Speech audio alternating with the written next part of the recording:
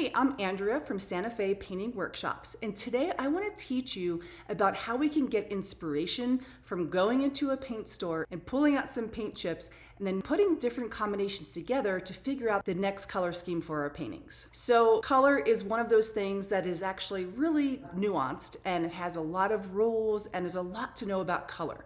But if you're newer on the color side, or even if you're someone who wants to shake up your colors a little bit, I highly suggest visiting your local paint store or Lowe's or Home Depot or your hardware store and going into the paint section where you can grab those different little paint swatches like so. And what you can do is just pick out the colors that you love, and then you can bring it home and arrange them in different color schemes. So in this video, I'm going to show you how I chose a color scheme with 4 different colors that I really liked, and then how I experimented with those colors in a painting, just a sketch painting, so I could see what they actually look like together. And the point of this is so that now that I have these colors, I can keep these swatches, and so then I have this color scheme that I'm inspired. Next time I get in the studio, I've already got this color scheme that I want to play around with, and I want to see how I can push the limits of it. Now, what I recommend when you go into the paint store to do this is that you grab a few cool colors, a few warm colors.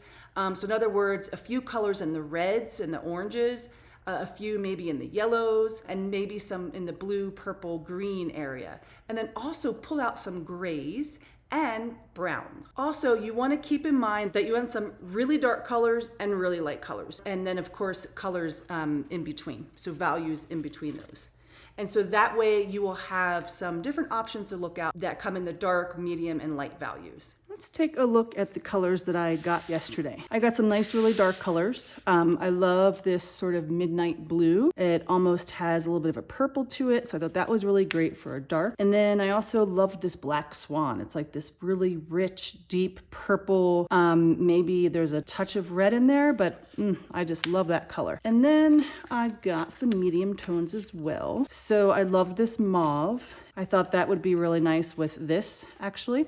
So I've got this mauve, and this would be like a highlight of that mauve-y color that I also think is gorgeous. And then I got this sort of beautiful pink that's very neutral. It's not too like screaming pink, but I just think it's gorgeous. And then this gorgeous pumpkin orange color that again is kind of neutral. And I love this yellow. It is kind of bright, but it's not crazy bright. It's got a bit of neutrals in there, and I just thought that might be nice with some of these colors. So thought that might be a nice pop. And then I got several blue greens. Love this blue. Again, I just think, God, that'd be so nice, those two together. And I got a little bit of a greener version of this blue. And then these are some more highlights, some more of like almost a light periwinkle gray blue. Same thing, a little bit darker here. And of course, this goes up here, this nice brown. And we've got dovetail. I used to have this dovetail gray on my walls back in the day. Now we have all white. And then here, another color, mindful gray, that we had on our walls back in the day, and that's a little bit more of a highlight. So what you can do is you can mess around, and like this maybe comes down here, right? Like you just want to organize between like a dark and a medium and a light color. And I like to always have a dark, medium, and light. And so you can see I only have 2 dark options here. Those were the ones I was really drawn to. So let's kind of play around here with this black swan. These are all Sherwin-Williams colors, by the way. It's the paint that I use for our house. They have like a no VOC house paint, so I like to use them. Anyway, so I think that could work. I'm just gonna sort of like move around here and see what really pops out to me. I might go around and do it again. Okay, I really kind of like that. And then let's take them both and let's move around. It's pretty nice. That's pretty nice. I like that it has a bit more green, that color. Okay, so I actually kind of like this little palette here. This is pretty nice. I'm gonna just put that as an optional palette over here. You know, we could do the same thing with a different combination, but I think that that is pretty nice. So now let's take our other dark, this more of a blue midnight color. Let's just start with these to begin with.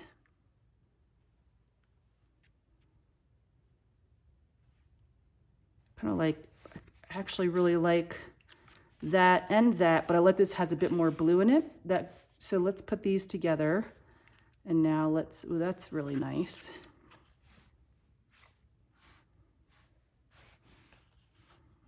Okay, actually let's go with that as an option too.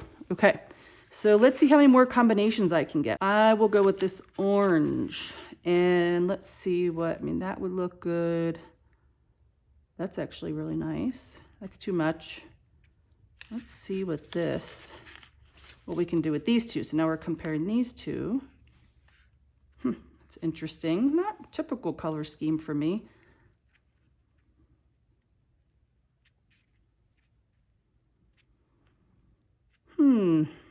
I think it could be this one, this light gray. Like we don't have enough highlight. You see how there's not enough of a highlight? These are all really medium values. So I think let's go with this one. Okay.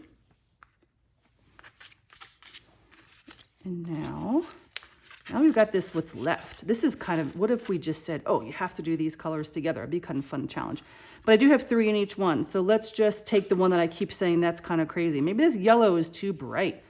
You know, that is really bright. Now that like it's almost just too much for, you know, you might have touches of this in this color scheme. I don't think I'd like it there, but I sort of like it here because I like it with this black swan because this has some purple in it. I like it with that blue. So this could potentially be in this zone, but it would be like subtle. I wouldn't go nuts with that. Okay, now let's see. I mean, that's a nice color scheme, but yeah, this is nice because we have a little bit of a blue purple, a little bit of like a, you know, whatever, pinky, and this gray is really gorgeous. Okay. This color just is out. So now I have some potential color schemes to work with, and I will choose one, and I'm going to mix those colors and just see what I get. And I'm really drawn to this scheme here.